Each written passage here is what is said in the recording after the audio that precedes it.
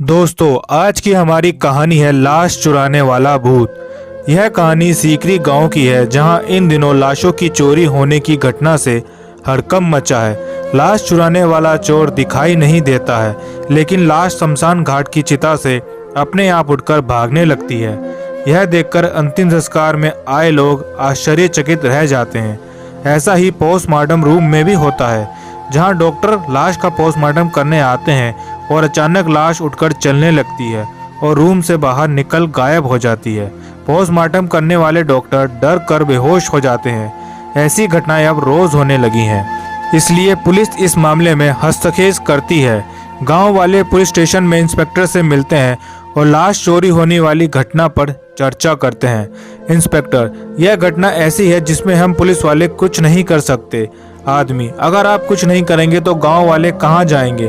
Police का काम चोरों को पकड़ना है, इसलिए हम आपसे शिकायत करने आए हैं। इंस्पेक्टर, यह घटना चोरी की है या नहीं अभी तक कंफर्म नहीं हुआ है, क्योंकि लाश खुद से उठकर भाग रही है, उसे लेकर कोई नहीं जा रहा है। आदमी, हो सकता है लाश को चुराने वाला कोई भूत हो, और भूत तो अदृश्य होते हैं। लाश शमशान घाट और पोस्टमार्टम दोनों जगह से गायब हो रही है। इंस्पेक्टर, अगर हम लाश चुराने वाले को भूत समझ लें, चोर नहीं, तो हमें गांव के सभी शमशान घाटों पर और पोस्टमार्टम रूम में पंडित और ओझा को बिठाना पड़ेगा। फिर मुझे एक ही काम करना पड़ेगा, गांव के सभी शमशान घाट और पोस्टमार्टम रूम में लाशों के हाथ में हथकड़ी और पाँव में बेड़ियां डालनी पड़ेंगी। इससे लाश भाग नहीं सकेंगी। आदमी, अगर ऐसा करने पर समस्या का समाधान होता है तो गांव वालों को कोई आपत्ति नहीं है। पुलिस के इतिहास में ऐसा पहली बार हुआ है कि जब पुलिस वालों ने किसी लाश को हथकड़ियां और बेड़ियां पहनाई हो, लेकिन लाश चोरी होने की घटना ने पुलिस को ऐसा करने पर मजबूर कर दिया था। एक दिन फिर शमशान में एक लाश अंतिम संस्कार के लिए आती है। लाश चिता पर रखी हुई होती है, तभी एक पुलिस वाला लाश को हथकड़ी और बेड़ियां पहनाता है और डोम अर्थी को सजाता है। तभी लाश चिता पर खड़ी होती है, उसकी हथकड़ी अपने आप टूट जाती है और लाश चिता से नीचे उतरकर भागने लगती है।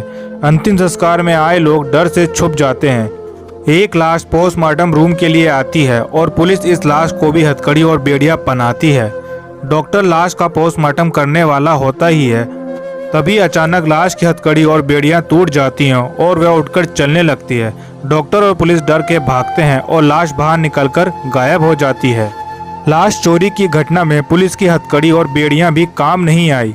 शमशान घाट और पोस्टमार्टम दोनों जगह से लाश उठकर भाग रही हैं। गांव वाले फिर से इसी विषय पर चर्चा करने के लिए जमा होते हैं। तभी उनमें से एक आदमी गीता का श्लोक पढ़ता है और दूसरा आदमी कहता है कि भाई, तुम ये गीता का श्लोक क्यों पढ़ रहे हो? गीता में लिखा है कि आत्मा का कोई भी शस्त्र काट नहीं सकती, अग्नि जला नहीं सकती, आत्मा अमर है। आत्मा की तरह ये लाशें भी अमर हैं। जब पुलिस की हथकड़ी और बेड़ियां तोड़कर भाग रही हैं, अब पुलिस भी इसमें क्या करेगी? हमारी समस्या का क्या होगा?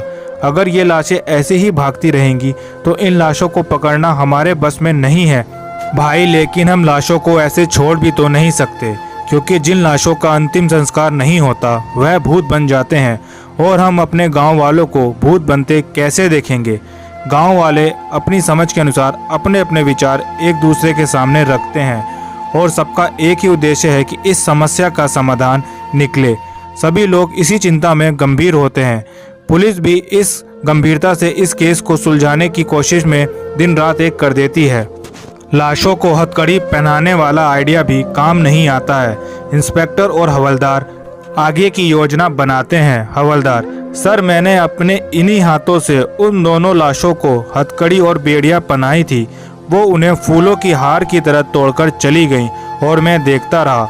इंस्पेक्टर, तुम देखने के अलावा और कर भी क्या सकते थे? हवलदार, अब आगे क्या करना है सर? गांव के डोम ने अंतिम संस्कार करने से मना कर दिया है। इंस्पेक्टर और डॉक्टर भी पोस्टमार्टम करने से कतराते हैं, लेकिन हम हार नहीं मानेंगे। चलो मेरे साथ पोस्टमार्टम रूम। एक लाश पोस्टमार्टम के लिए आई थी, डॉक्टर तैयारी करता है। इंस्पेक्टर हवलदार के साथ पोस्टमार्टम के रूम के बाहर सतर्क होकर पहरा देने लगता है। इंस्पेक्टर, हवलदार, वो बल्ब देख रहे हो? तुम्हारी नज़र उसी पर रहनी चाहिए। हवलदार, उस बल्ब में क्या है सर? इंस्पेक्टर, अंदर जैसे ही कुछ गड़बड़ होगी ये सायरन बजेगा। हवलदार, इसका मतलब आपने अपना जाल बिछा दिया है। इंस्पेक्टर, ऐसा ही समझो। इंस्पेक्टर और हवलदार किसी भी खतरे का सामना करने के लिए तैयार थे कि अचानक बल्ब जलता है और सायरन बजता है। इंस्पेक्टर और हवलदार तुरंत पोस्टमार्टम रूम में भागते हैं। इस बार पोस्टमार्टम टेबल कांच के बक्से में बंद है और उस कांच के बक्से के अंदर लाश रखी है और बगल में एक भूत बंद है जो बाहर निकलने के लिए फड़फड़ा रहा है। उसी रूम में डॉक्टर भी है। इंस्पेक्टर: थैंक यू डॉक्टर, आपकी योजना सफल रही। डॉक्टर: हाँ, वह यही भूत है जो लाशों की चोरी करता है। हवलदार: यह भूत लाशों की चोरी क्यों करेगा?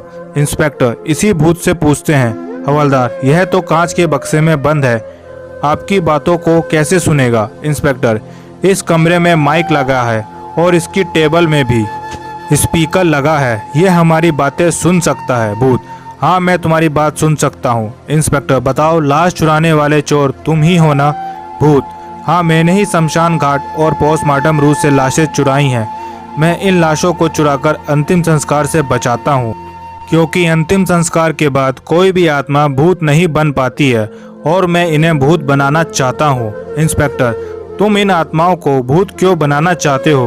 भूत: हम भूतों की संख्या कम हो रही है, इसलिए हम अपने समाज को और बड़ा करना चाहते हैं। इंस्पेक्टर: अपने स्वार्थ के लिए दूसरों को भूत बनाना अधर्म है और अधर्म की सजा मौत होती है, तो तुम्हें भी इसकी सजा मिलेगी। इंस्पेक्टर: हवलदार और डॉक्टर पोस्टमार्टम रूम के बाहर आते हैं। इंस्पेक्टर अपनी जेब से एक रिमोट निकालकर उसका बटन दबाता है और एक धमाका होता है। उस धमाके में सब कुछ ध्वस्त हो जाता है और आग लग जाती है। भूत और लाश दोनों जलकर खाक हो जाते हैं। उस दिन के बाद उस गांव में किसी भी लाश की चोरी नहीं हुई और इस तरह लाश चुराने वाले भूत की कहानी खत्म हो जाती है। दोस्तों, अगर आपको हमारी ये कहानी पसंद आई तो इसे लाइक करें और चैनल को सब्सक्राइब करें।